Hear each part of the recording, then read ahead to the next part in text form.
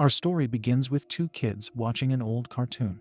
It seems quite boring, and eventually, the kids lose interest in it. The boy, named Michael, starts playing his game, while his sister Donna switches to reading a book. Soon Michael randomly looks out the window. As he looks, we slowly zoom out from the house they reside in. It is revealed that this family lives in the woods.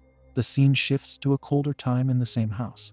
In the kitchen, a woman wears a special mask for reasons unknown. Michael draws a birthday card for his mom, which has the four members of his family on it, depicted in a somewhat grotesque fashion. After taking off her mask, the woman approaches the table where the kids are seated. Michael covers his artwork, not wanting her to see it. The boy wears a hearing aid that Donna asks him to give her. When the father, Richard, enters the kitchen, she places the earpiece near the radio, and he experiences a jarring sound in his ear. This mischievous act makes Michael laugh. Afterward, Richard goes outside, staring into the cold woods.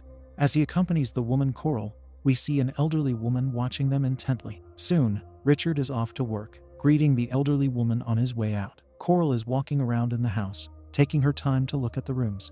From outside, she notices that a sliding glass door is open, so she cautiously walks, taking an urn just in case she might need it as a weapon. She opens the door to the basement and peeks in.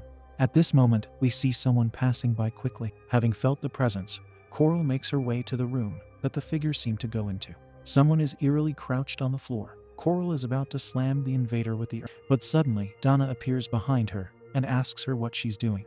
The person Coral was getting ready to strike seems to be Donna's boyfriend. Coral asks Donna if her dad knows about the boy having spent the night. The fierce teenager fires back by asking if her mom knows about Coral being as rebellious too. This is when we learn Coral isn't Donna's mother. Later on, we see Michael sitting in a tree and plucking flowers. The elderly woman, whose name is Start, approaches him to ask if he collected the flowers for his mom. He nods and smiles. Start says his mother would love them. The next scene has the boy running to Coral in the house with his flowers. He asks her where his mom is. Coral replies cryptically that he knows she can't be here. Thus, he angrily tosses the flowers in the trash. For a brief moment, our attention is brought to a photo of the boy with his mom. In his room, we observe the many grotesque pictures he drew. Coral enters to tell him she made something for him. What she is referring to is the picture Michael was drawing this morning. She pins it to his wall and reveals an extra character on it. Coral drew herself as the fifth member of the family. She tries to get his attention, but the boy is just lying in bed, avoiding any eye contact. Later, Coral wears the mask again. When Richard returns home, the first thing he does is complain about the weather. Soon he enters his son's room to ask the boy if he's giving Coral a hard time. He tells him that she is making an effort with everyone in the family and wants Michael to do the same with her. Since Richard does not know what Michael wants from him, his son tells him he simply wants his mom home. His dad reminds him they talked about this. They have decided that Michael and his sister should live with their dad until their mom feels better. The man comforts his son, saying that if he arrives home early the next day, he will take the boy to the flower shop. There, he can pick out whatever flowers he wants to surprise his mother. Richard leaves the room, and Michael focuses on the image of Coral on his altered drawing. He looks at it with fright. There is a sharp knock on front door, and Richard goes to check. Looking out the window, he sees no one. In a short time, we see a figure attempting to open the sliding door. Richard opens it to see a woman trying to get inside. He asks her what she's doing. She is concerned, wanting to see the children. She is their mother, Linda, who gets firmly told by Richard that she can't meet them. Linda tries to enter, but the man is adamant in not letting her. Soon Michael walks into the room and catches sight of his mom. She is delighted to see her son, yet Richard harshly demands that he return to his room. Linda claims she won't leave without him. Richard wants her to understand his reasons for restricting her from her kids. He wants her to see a professional. With Coral standing near him, he threatens to call the police if Linda does not leave. Hence, the mother is forced to oblige. Shortly after, Richard feels guilty about what took place, and Coral attempts to comfort him. She tells him every family has its demons. At a different hour, Richard wakes up on the couch to an alarm going off. He goes outside to enter the garage. In there, he witnesses the horrific sight of Linda sitting in the car with the engine running. The man hurries to get her out, trying to get the poor lady to regain consciousness. 3 months later, we see Donna exiting her boyfriend's car. She tells him she can't stand being around the creepy Mary Poppins. It's a nickname for Coral. The other day, she caught her staring at herself for at least 20 minutes with the mask on. Her boyfriend, Sam, asks if she wears it too. She replies she will wear it when she's old and ugly. Sam plays the good boyfriend by saying she will never be either of those. Inside a laundromat, Donna tells him she doesn't even know anything about Coral. She does not know where she came from or how her father met her. The girl also thinks that Coral wants her out of the house. In an attempt to distract her from her worries, Sam carries her out of the laundromat into his car. In the next scene, Coral is wearing her mask on the couch and watching television. Michael is in the washroom when he hears a sudden sound. It startles him, but the source of the commotion isn't visible. Following this, we focus on the elderly woman, Start, in her front yard. She looks at the locket of a man she loves. Suddenly, she spots Michael spying on her and calls out to him. Coming out of the shadows, the boy asks if she misses the man whose locket she's holding. She claims she does, every moment of every day. They were together for 44 years, and she misses having someone for her to ask questions regarding the past. Now she is alone with her fading memories. Back in the house, Coral sits up rather abruptly to take off her mask. Start notices her peeking through the window. She tells Michael, the things humans do in this world echo in the next. In response, the boy says he just wants his mom home, but the old woman already knows that. Meanwhile, Sam and Donna are driving down the road. Sam tells his girlfriend that she should visit her mom. Donna gives him a strange look, and he offers to take her. The boy thinks Donna has to forgive her mom at some point. At home, Michael tries to talk to his mother on the phone. Once Donna arrives home, her father walks up the stairs to her. Standing at the doorway of her room, he tells her to turn the music off. However, the rebellious girl profanely tells him to leave. He cannot tolerate Donna's behavior any longer. He claims to know what she's going through, but she doesn't believe him. Downstairs, Michael asks his mom when she is coming to get him. Richard wants his daughter to know he is there for her, before adding that he's leaving for a few days. This makes her quickly point out the inconsistency in his words and actions. He says he's there for her, and demonstrates the opposite by always leaving for long periods of time. Donna thinks this is the reason her mom lost her mind. Richard seems to be losing his patience now. He loves her, but he won't let the girl talk to him like that. At the same time, Michael's phone call with his mother has ended. He looks at the phone very oddly. Soon, Michael enters his sister's room. He asks if their dad is really leaving, but she is too upset to answer him. At the other end, Richard tells Coral she left her ultrasound photo downstairs. The woman is pregnant, with a baby boy apparently. In the middle of the night, Michael awakens to the sound of thunder. He attempts to switch his lamp on, but is unable to. For a very brief moment, a figure appears in the dark room, scaring the child. As Donna is taking photos of herself in her room, she notices that a face is peeking in from the doorway. Looking back, she finds no one there. Everyone seems to be experiencing some abnormality. Even Richard hears a child crying. In a short time, he joins Coral in bed to see that she is wearing that unsettling mask of hers. Hearing another strange sound, the man wonders what it is. Therefore, he goes to his son's room to see if it was him. Richard sits on Michael's bed, telling the boy to go to sleep. He observes a lump under the blanket. Michael thinks there is something under his bed. It's a conjecture his dad instantly denies. The boy says it's a monster that Coral made, so Richard decides to look under the bed. Much to his surprise, a frightened Michael is lying there in a fetal position, saying he thinks something is in his bed. Scared now, Richard quickly looks back at the bed to see the lump is gone. He sees a cover that he slowly walks toward. The tension evaporates once he finds nothing hidden under it. Suddenly, a grotesque figure appears and discharges strange particles out of its mouth at Richard. This causes the man to wake up from the nightmare, startled and disoriented. He hears an alarm and goes downstairs to check. After looking around thoroughly, he disarms the system. He turns around and gets taken aback by Coral, standing right behind him with a chilling mask on her. She takes it off to ask if everything is okay. Richard thinks the alarm is broken. Later, we see him leaving home, while Coral sees him out. We also see a note on the refrigerator from Richard, along with some cash for his kids.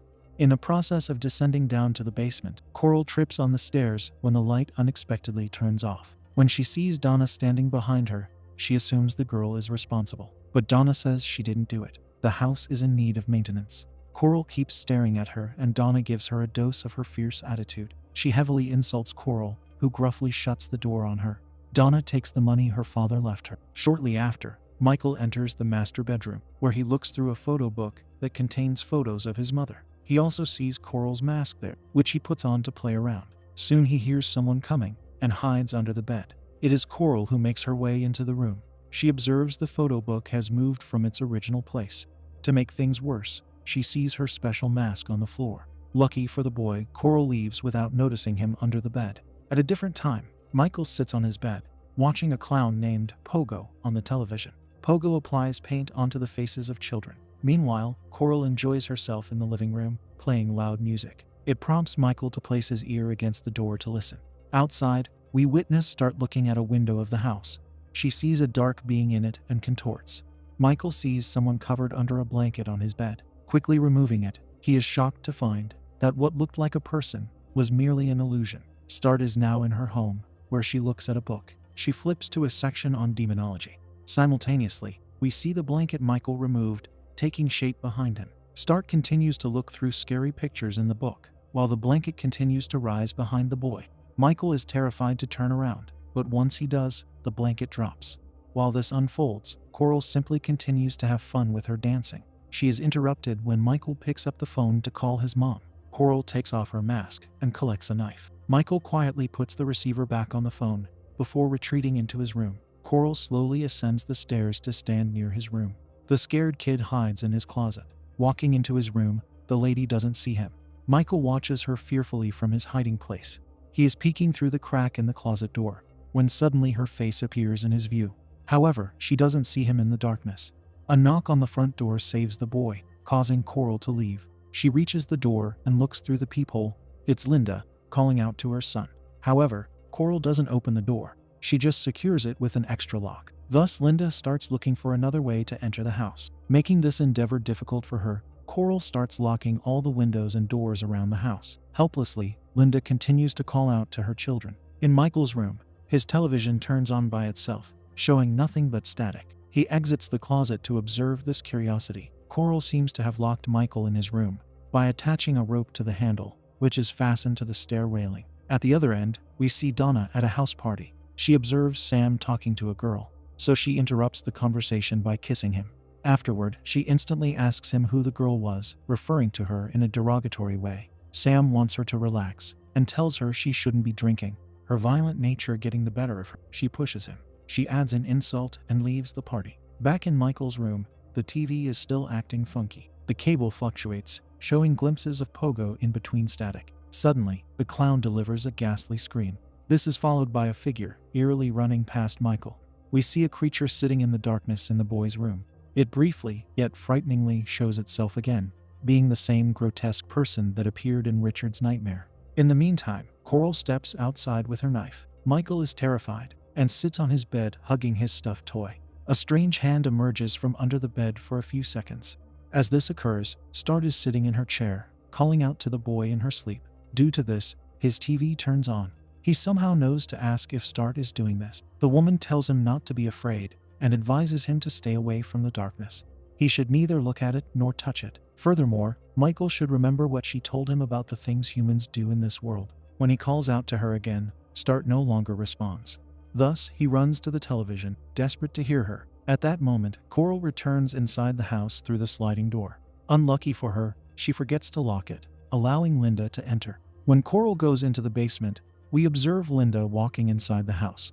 Coral hears the creaking of the floorboards coming from above. Back in his room, Michael cries, calling out to Start. Eventually, he returns to his bed. Donna soon arrives back home, trying to open the front door. Since Coral secured it, the girl can't get it to open. Coral lets her in and hides the knife behind her back. In the meantime, Linda steps into her son's room.